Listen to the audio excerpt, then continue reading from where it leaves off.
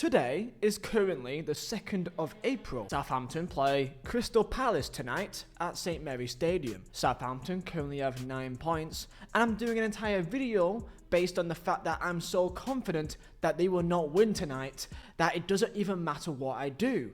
This today is your ultimate test. If Southampton cannot beat the Vizeh and win tonight, then you really must suck. Let's talk about Southampton, yeah? I did a video on them back in, I don't know, October, when we all knew that they were down back then. I mean, I knew they were down even back in August. Their main attacking force is Cameron Archer, that we already knew isn't good enough. When I did my Premier League predictions back in July, August, before the season started, I said that Southampton, they're 20th place, because I just simply do not know where they're going to score the goals, and I don't think their defense is particularly that great either.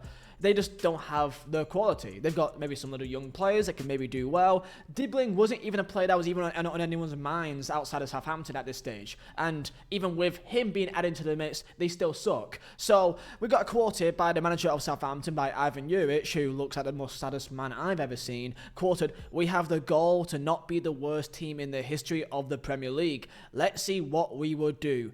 Let's see what we will do. I mean, round of applause, boys. I mean, Jesus. I mean, you're motivating me to run through brick walls for you, mate. Oh, are you kidding me? If you're a Southampton fan, number one, sorry. And number two, do you even want to beat the record? Because if you do, then it makes this season seem like as if these players deserve it. I'm now seeing fans, Southampton fans, say that they don't even want them to beat the record because it's been that bad and that embarrassing that they deserve to have this embarrassment on their heads forever. Derby County, as we all know, have the lowest points tally in history with 11 points. Now, Southampton have got 9 points, so literally one more win and they are in the clear. They're safe. The problem is, we have no idea where the hell that win may come from. Now, in terms of other lowest points tallies, we got Sunderland with 15 and Sheffield United and Huddersfield Town with 16 as well. So my guess is they're probably going to be in between Derby County or Sunderland. Maybe they can get themselves 3 draws or even just 1 win. I mean, even in a league which you've got some talented players, you can at least get lucky once, right? I mean, when Plymouth Argyle beat Liverpool, or, you know, in the cups, you see some cup upsets.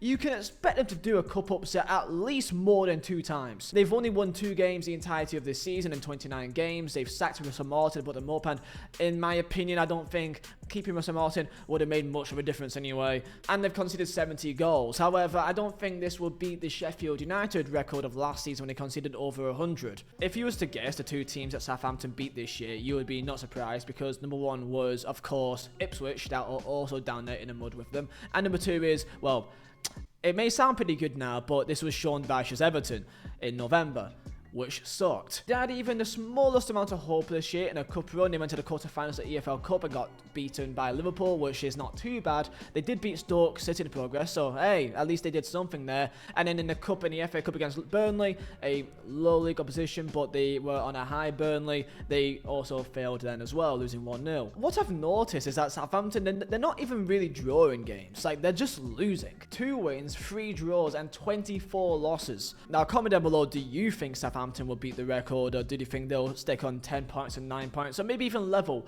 with Derby County and get 2 more draws to end of the year? So please feel free, like, subscribe, and Vizeh Designs for the best footprints with some Saints prints as well. If you may want to buy it, probably not. As of this current moment, Southampton in the league, they've lost 5 games in a row. They beat Ipswich, but then again lost, I guess another, like 6 games behind that. And when it comes to those winnable games where you feel like they may stand a chance to maybe get some kind of result, Bournemouth or Wolves or Brentford or a West Ham, like basically any team other than Leicester or Ipswich Town, you just have no faith in them. They lost 5-0 to Brentford this year. They lost 4-0 at home to Brighton. They got spanked by Bournemouth 3-1. They lost even last time out to Wolverhampton Wanderers. That's not much better than them. And in that game, Southampton had actually the better of the opportunities. They had more possession, they had more shots, more big chances, more XG. Like, that game, Southampton should have went on to win a game.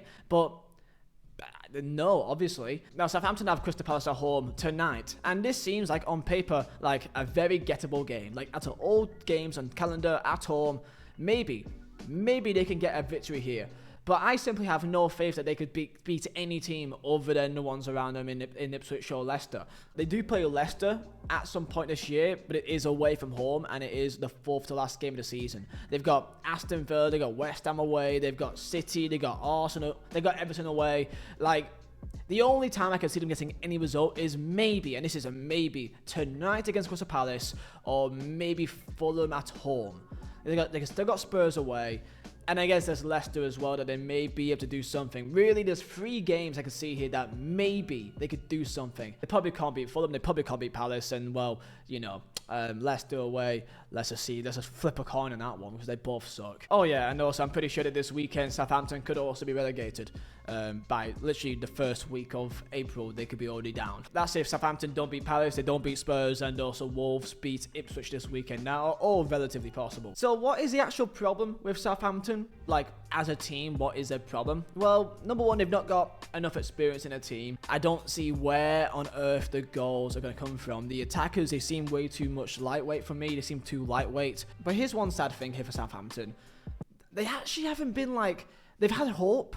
Like, no team in the division have dropped more points from winning positions than them.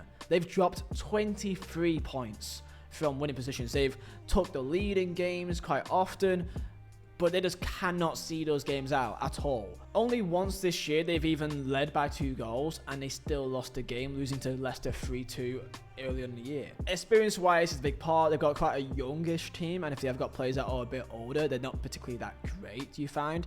I can't really see much physicality, especially up top either. They constantly make mistakes out from the back. I mean, the amount of errors leading to goals is wild, and despite having Ramsdale in goal, that seems to be a decent keeper on paper, he's actually not that great, or not right now. He's either he's got no confidence, or he actually is just poor the entire time. Now, under Russell Martin, you could say that his refusal to compromise on the possession-based style was their main problem, and under Juric, it's not been as obvious. However, if anything, they play worse, because now they have literally genuinely no identity. And a lot should be also said about Sport Republic, who acquired the club back in January 2022, and they've been, in many ways, shambolic. Keep in mind, this was a club that was in Europe not too long ago. They were playing at the San Siro against Inter Milan. They were in the Europa League, and now they're going to do back-to-back relegations. And most of the players that they bring in terms of their Sport Republic model, just aren't good. I mean, this is the same board that signed Nathan Jones for Southampton in the Premier League. Like, are you kidding me? The Southampton way, just kind of what it should be, is a high press, high attacking style traditionally.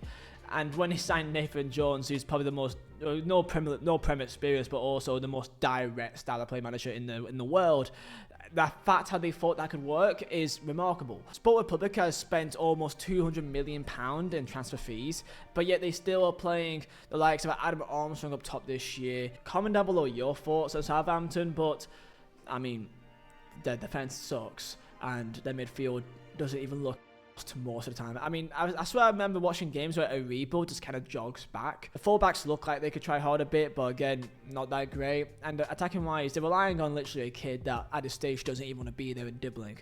I mean, he doesn't want to be there. The strikers this year was Adam Armstrong, Cameron Archer, Paul Onuachu, and Ross Stewart. Yeah, what a surprise. Comment down below your thoughts, and I'll see you guys next time. If you're a Southampton fan, I'm sorry. But if you win tonight, then thank me later. See ya.